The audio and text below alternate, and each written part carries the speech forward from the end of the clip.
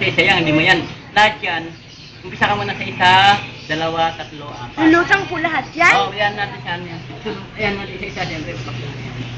Ito nakikita mo itong jack na heart. Apa. Tatakpan natin siyang ganyan. Kasi pagka ginanam siya dito, habang ginagamit siya dito. Wow. Napasok natin siya dito. Oop. Okay, dito naman tayo sa pangalawa. Lalagay natin siya dito ulit. Dalawang. Naisip ko na yung mangyayari mamaya. Bibilib sa akin mga tao. Yan, ganyan ngayon. Tapos, tatakpan mo siya dito. Pag ganina mo siya dito, ngayon. Lagyan mo siya dito. Yan lang hihilig kamay mo. Ano kayo mga para magnet po yan, no? Oh, wala siyang magnet. Yan, ginagawa siya dito. Yan, sunod na yun. Di mo yung pwede.